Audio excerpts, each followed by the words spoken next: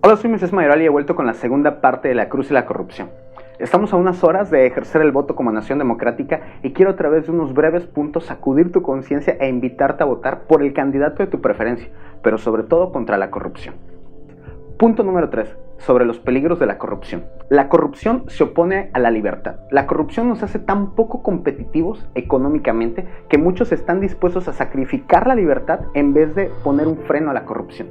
En México, aunque profesamos una democracia, lo que se pretende es tener un autoritarismo político, una dictadura perfecta, donde siempre es un pequeño grupo de dirigentes corruptos quienes reciben el beneficio económico a costa de tener secuestrado el país.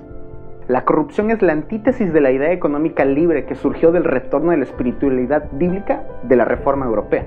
Por ejemplo, si yo te doy mi libro a cambio de una porción de tu dinero, no es un robo, porque te estoy ofreciendo un valor a cambio de otro valor en un intercambio libre no coercitivo. Por el contrario, la corrupción supone un abuso de poder para acosar, coercer, engañar a otros, sean estos individuos comunes, instituciones o el mismo Estado, para adquirir un valor, sea dinero, servicios, bienes, ideas, tiempo, propiedad o inclusive honor, pero sin volver un valor proporcionado. No existe libertad en la corrupción. Punto número 4. La corrupción viola la dignidad del ser humano. Nada viola más la dignidad de un ciudadano, cual sea su país, que la corrupción del Estado. Imagina el siguiente cuadro. Campesinos que toda su vida han entregado sus vidas a sus tierras y a formar un patrimonio, limpiaron las tierras, las sembraron, invirtieron todo lo que tenían con el anhelo de heredar un futuro a sus hijos. Pero entonces su gobernador envía personas a que les despojen de sus tierras y las vendan a empresas que solo beneficiarán al gobernador y sus servidores. ¿No sientes coraje por esto? El asunto no termina ahí. Ahora esos campesinos van ante las autoridades competentes a presentar una denuncia y estos les dan largas y más largas hasta que el caso quede en una carpeta que probablemente nunca se volverá a abrir. ¿Dónde queda la dignidad de estos hombres? Bajo los pies de la corrupción. Cuando un ciudadano es abusado por su gobierno, deja de ser un ciudadano libre en su propio país. Trabaja para otros, pero no para sí. Punto número 5. La corrupción crece como un cáncer maligno. Mangalwadi cuenta la siguiente historia.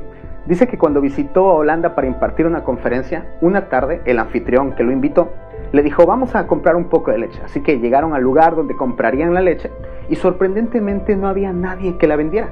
Su compañero no tocó un timbre para que alguien les atendiera o algo por el estilo, solo llegó, abrió el grifo, tomó la leche, extendió la mano hacia una ventanilla donde había un lugar para depositar el dinero correspondiente.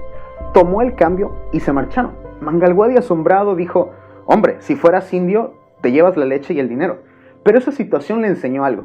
Si tomas la leche y te llevas el dinero, el dueño del local tendría que contratar a una vendedora. ¿Quién tiene que pagarla? Nosotros, los consumidores.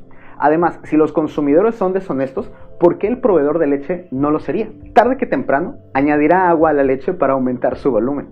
Entonces, alguien va a protestar que la leche está adulterada. El gobierno tendrá que nombrar inspectores lácteos. ¿Y quién pagará a los inspectores? Nosotros, los contribuyentes. Y si los consumidores y los proveedores son deshonestos, ¿no lo serían también los inspectores? Muy probablemente. ¿Y quién pagaría los sobornos? En un principio el proveedor, pero en última instancia el consumidor. Para cuando el consumidor haya pagado la leche, la vendedora, el agua, el inspector y el soborno, no le quedará dinero para comprar café o chocolate y ponerle a la leche. Y así podemos seguir hasta encontrarnos todos envueltos en un círculo de miseria y corrupción. ¡Qué vergüenza! Punto número 6.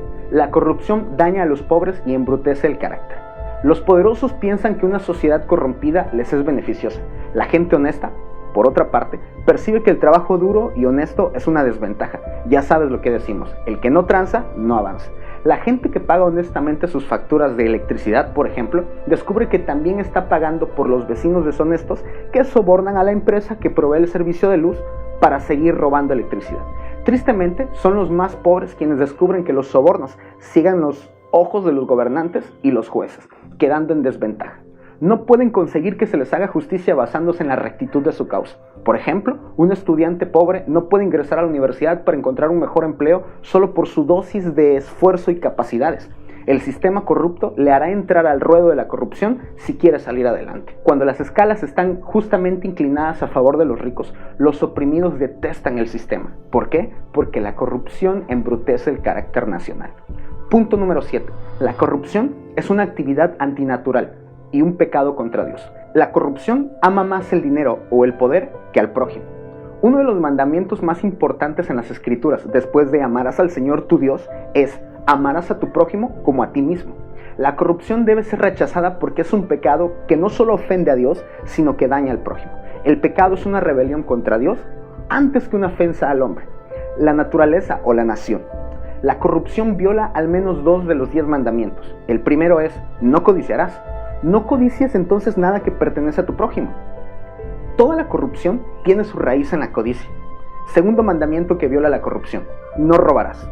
Los corruptos no son gente más lista que tú y yo. Son unos sinvergüenzas ladrones que viven del abuso. Por eso es que tu voto es decisivo el día de mañana. No te abstengas de ir a las urnas y darle un golpe a la corrupción. Invita a tus familiares y vecinos a ejercer este derecho. Elijas el candidato que elijas, solo cuestiónate lo siguiente.